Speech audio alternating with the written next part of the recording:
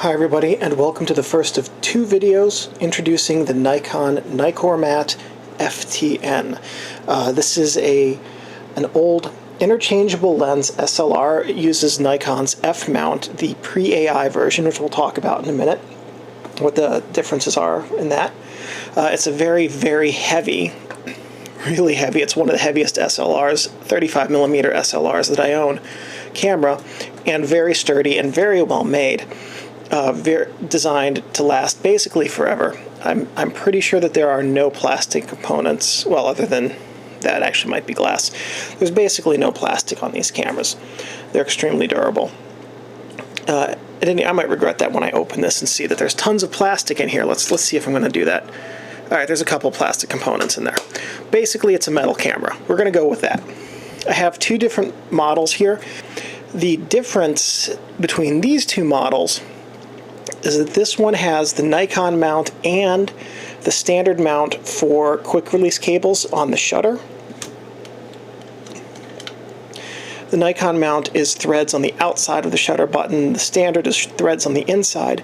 This only has the standard.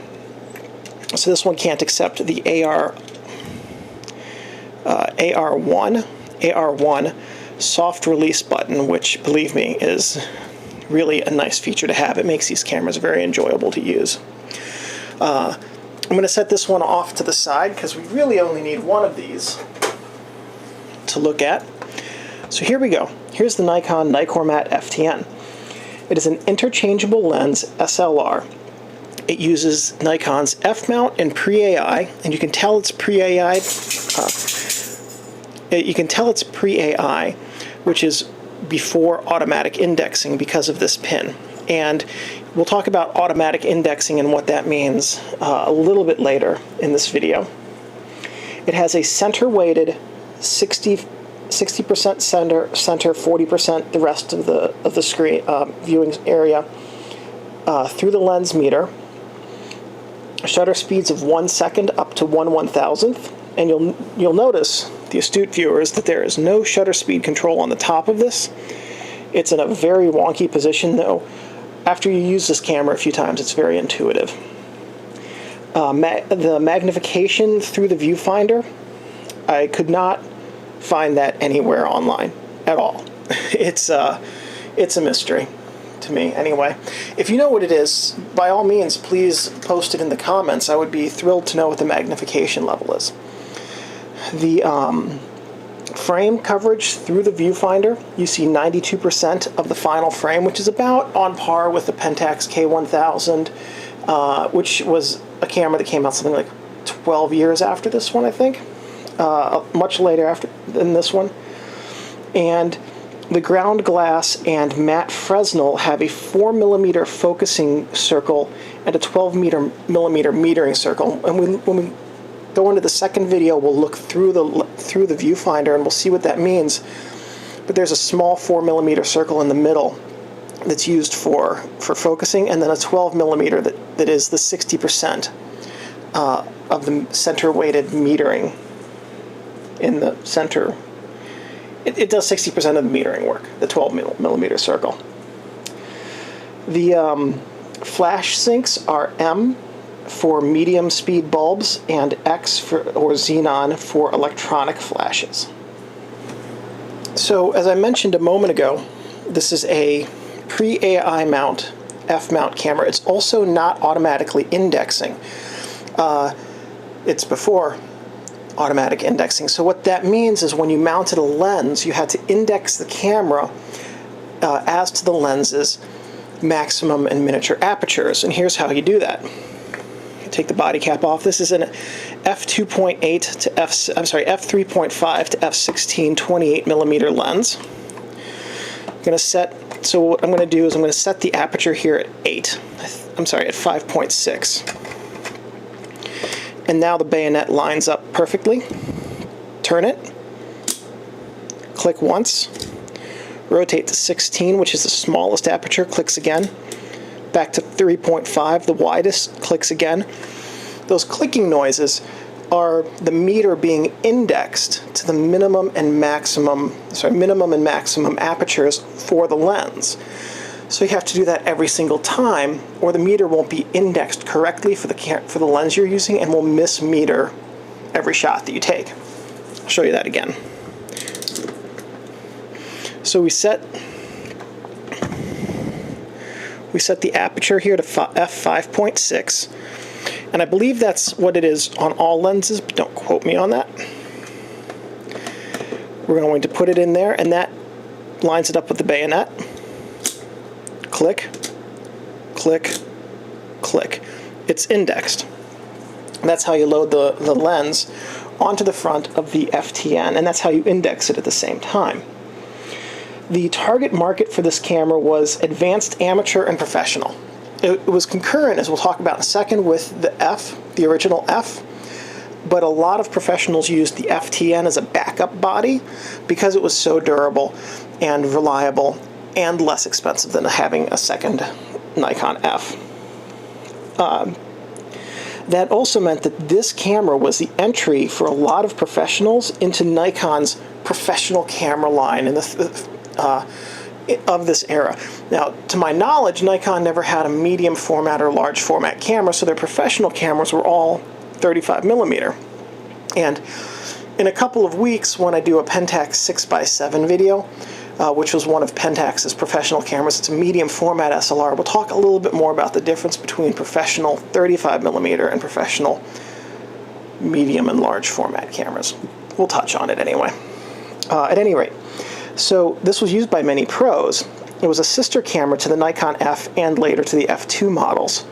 And even though it was less capable than the F and F2, the only reason it was less capable than those is because this camera lacked a motor drive.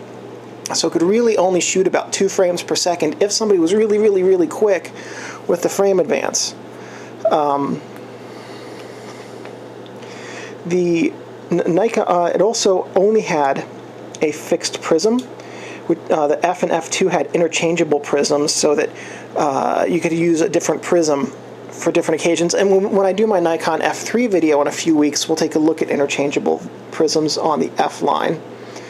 And this also had a non-interchangeable focusing screen, which the professional level cameras did. So those were the 3 differences. No automatic winder, no interchangeable prisms, and no interchangeable focusing screens. And for a professional who shoots a lot of different things or very specialized things, that can in fact be a big difficulty for a camera. But this was still used by a lot of pros. Long story short. It was produced by Nikon from 1967 to 1975, which is a pretty long production life for a camera. And later versions of this had black plastic covers on the film advance. So here, both of mine are fairly early versions, even though they have different shutters. The later versions had a black plastic cover over the film advance, and it was this basically looks like it could have been cut or stamped out of a piece of metal. The later ones had a contoured edge on them as well. So underneath the black plastic.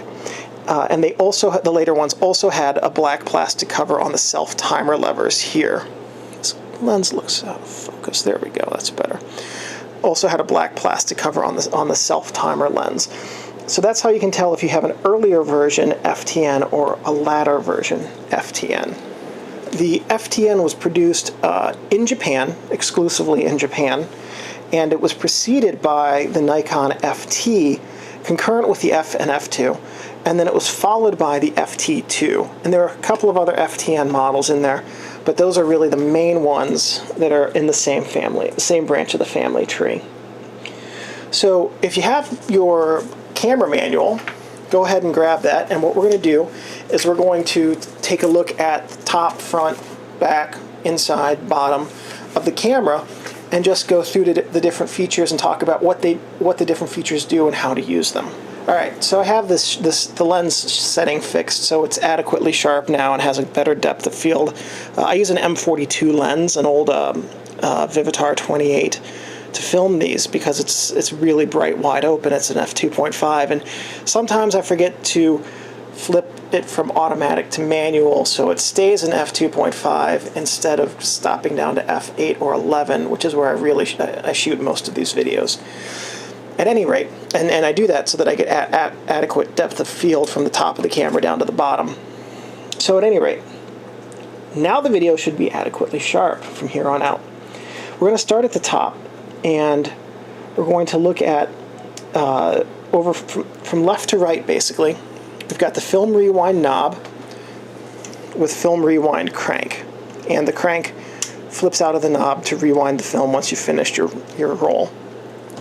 We've got the meter window. This is the only film camera I have like this. I have some digital cameras that do this. I take that back. This is the only manual film camera I have that has a meter readout on top of the camera, and it's brilliant. I wish every single camera I owned had it. It makes it very easy to shoot on a tripod, because once I have the image lined up, then I can do all my adjustments on the camera, seeing it, and using the meter window here. It was a brilliant move by Nikon to put that there. So we've got the meter window here. We've got the on-off indicator. So if we pull the film advance lever out, you can see there's a red dot there. If you can see the red dot, your meter is on and your camera's ready to take pictures. We've got the film advance lever itself. We've got which doubles as the meter on-off switch. We've got a frame counter right here, and the frame counter has a magnifying glass in it, so that actual dial is a pretty small dial, which of course saves on the mechanical wear, and because it has less mass to move around, and it's a smaller component, a little bit less expensive to use, but the magnifying glass makes it readable, which is really nice. Another really great design element of this camera. It was really very, very well thought out. I lost my spot just a second. The shutter release button right here underneath the AR1 soft release. Shutter release button there. And the last thing on the top of the camera is this button here, which is the depth of field preview button. So when we push that, over on the left side of the camera, on the inside, you can see it's tripping the aperture stop down so that you get an idea of what the image is going to look like in terms of depth of field by pressing that button. The camera's front. So there's a few things on here. The first, of course, are the strap lugs up on each side where you attach split rings or straps directly. The shutter speed index dot up here. That dot will tell you what your shutter speed is. Let's see if I can get some better light there. You might be able to see those numbers next to the dot. That's your shutter speed. And so the dot just tells you right now that I'm set at 1/60th. The mirror lockup switch is, where'd it go? It's over here. So what you do is you push this down. Now you can see right now there's the mirror. No mirror. So the mirror is locked up, which is another good reason to have the meter on top of the camera, because now I can meter without and keep the mirror locked up, and I don't have to change I don't have to look through it and flip the mirror down in order to meter. It's such a satisfying sound. The mirror, not the dog. I mean, the dog's great, don't get me wrong. I'm not ragging on my dog. He's pretty fantastic. At any rate, lens lock. Oh, the lens lock release button right here. This is the button that you push down to release the bayonet mount pin.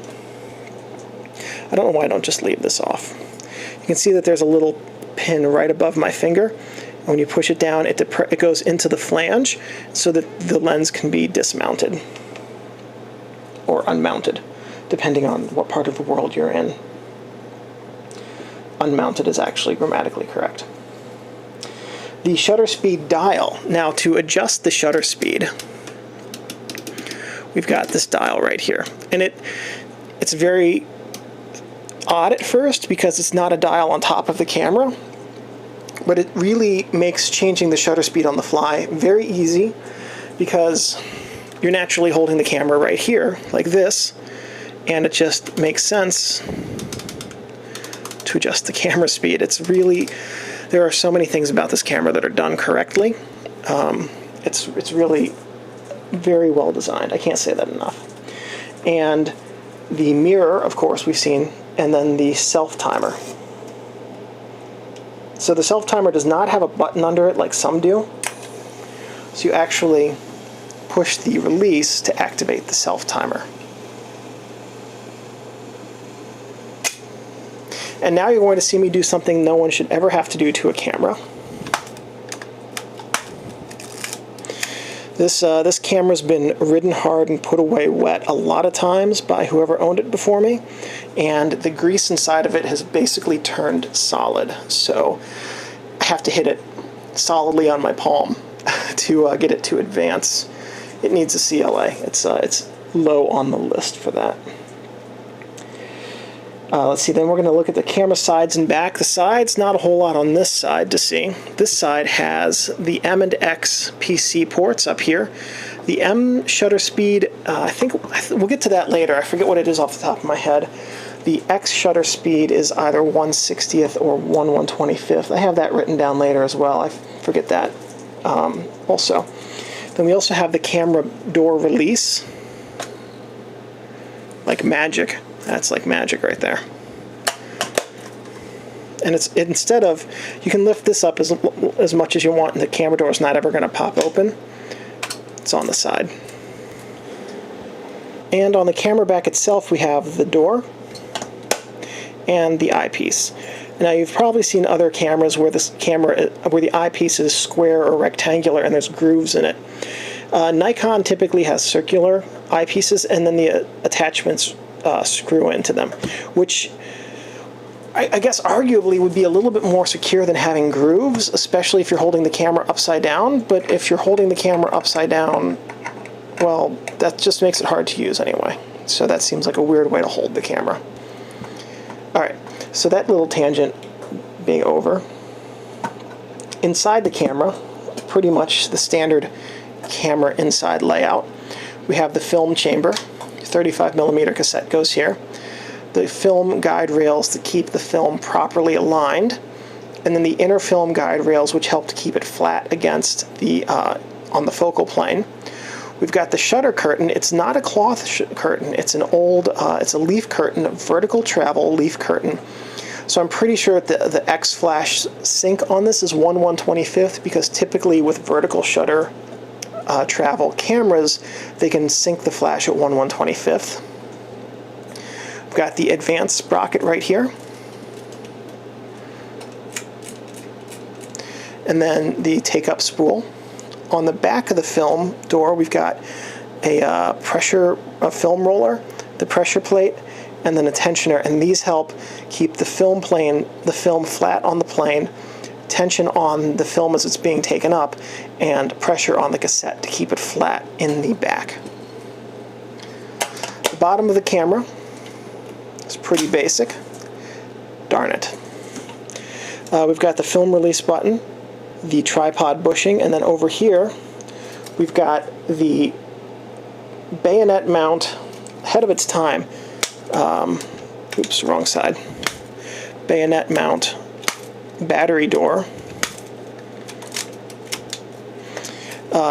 that opens, and then it uses an LI 650 battery. That's what I use in these, and those are still available. It's always heartbreaking when you get an old camera and the batteries aren't available, or it requires some kind of adaptation gizmo or physical change to the camera to actually get it to work properly. So some other notes on this camera. One reason it was a really good professional camera is that it's an all-mechanical camera, meaning that even with no battery in it, and I don't have a battery in it right now, I tend not to store my cameras with batteries in them because it's a good way to get a battery to leak and ruin a good camera. Even without the battery, all of the mechanical functions work as they're designed to. It's a completely mechanical camera with the battery working only to power the light meter. So for a professional or even an advanced user, if the battery dies, it's not the end of the world. You can keep shooting. The optional rangefinder, there was an optional focusing screen for this camera. It was a rangefinder style screen with a split ring in the middle, and neither of my models have it, but it could be ordered from the factory and installed when the camera was being manufactured. There was no way that I know of to put it in afterwards, although I'm sure that somebody who's really competent with these could take one apart and put it in. But in terms of getting it when it was new, you had to order it from the factory that way. For lens compatibility, this is compatible with Nikon pre-AI lenses. Now what I'm going to do is stick around, and I'm going to show you a chart of some lens compatibility, real basic entry-level stuff. If you want stuff more in depth about specific lenses, you can find it online.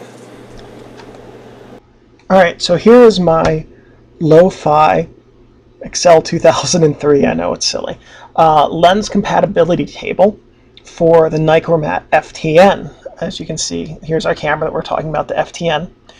Now, the oldest F-mount lenses are called pre-AI or non-NAI. AI, again, being automatic indexing. And they are compatible with the Nikkormat FTN. Now, there are some specifics within the NAI, some caveats, like there's an invasive fisheye, which is compatible with the FTN, but is not compatible with some other NAI cameras, and is not compatible with many cameras after the when AI came out. So if you have questions about specific Nikon lenses within the various families, you should do more research online about it. Following the pre-AI, the NAI, when Nikon decided to make their lenses automatically indexing, so the AI lenses came out. And those, yes, are also compatible with the Nikkormat FTN if they have the nostrils on the side. Now, if you go back and look at a little bit ago in the video when I was mounting the lens, you'll see that there's a little prong, I should say. There's a prong on the side of the lens where the coupling pin connects. And some of those have nostrils and some of them don't. And if there's a pin on the lens, then it will work with this camera. If there's not, then it won't. AI series E lenses will mount, but there's no metering. So, with DSLRs, you just look at the back of the screen and just keep adjusting settings until it works, but there is none of that with this. So they'll work and they'll stop down, but there's no metering. We'll correct that in a minute, that's wrong. The AI autofocuses will mount, but they have no metering. The Nikon F-mount G, the gelded ones, we're just going to go with no for that. They work, there is no metering, and the lenses also will not stop down. You can only shoot wide open with a G-mount lens. The reason being that the G-mount apertures are controlled electronically through the couplings. They're not controlled mechanically, so they only work with cameras that have the electronic couplings capable of talking to the G-mount cameras. It's a real... They really crippled... Nikon really crippled their G-mount lenses in terms of making them compatible with other cameras. But at any rate, so here in a nutshell, really high-level overview of the lens group families, the mounting connection families, whatever you want to call them, is the compatibility with the Nikkormat FTN. All right, so that was the lens compatibility chart for the Nikkormat FTN. Now, here's a couple of things that you should not do with your camera. Do not touch the shutter curtain. That's a really good way to brick your camera and make it a doorstop or a paperweight, because you'll ruin an otherwise good camera's curtain, or shutter in general, and they're increasingly rare on these old cameras. Do not touch the mirror inside your camera. The oils from your fingers will cause the mirror to desilver, and it will really detriment and degrade your ability to take pictures. They'll be out of focus, and eventually you just won't be able to anymore. Do not leave your camera or lenses in your car, because heat damage just during most times of the year, especially during the summer, will basically ruin your camera quickly, or your lenses. And what happens is that the oil in it that helps to lubricate the apertures for your lenses or the mechanical components in your camera will become very thin and runny and get all over the insides of your camera, and that's not a good situation. And your lens, it'll ruin your lens that way too. Don't store your gear in plastic bags, like grocery bags or Ziplocs. Don't do that. It's a bad idea, even if they're open, because they trap moisture and you'll get fungus, and that's very damaging to your gear, especially lenses. Fungus will etch the coatings on lenses and make them work less effectively. And inside your camera, it's equally bad to have that. Don't let your camera get wet. This model does not have weather seals on it, so don't take it out in the rain even. And just remember, your camera is a precision tool, and you should handle it with care and respect. And as long as you do that, most of these cameras will long outlive the design specifications and the expected usability for them. These old cameras were really over-engineered and built very well. So this is the end of the first video for the Nikkormat FTN. If it was useful, give me a thumbs up. If you have any comments or questions or requests for future videos, please leave them in the comments. If you have a request for a future video, if I have the technical knowledge and equipment to make it, I absolutely will. I've made a few videos at request. Also, you can subscribe to my video up there, or to my channel, and you can be alerted every time I have a new video uploaded, and I have a number more camera and photography related videos coming, as well as some which are not photography related. Other than that, thanks for watching.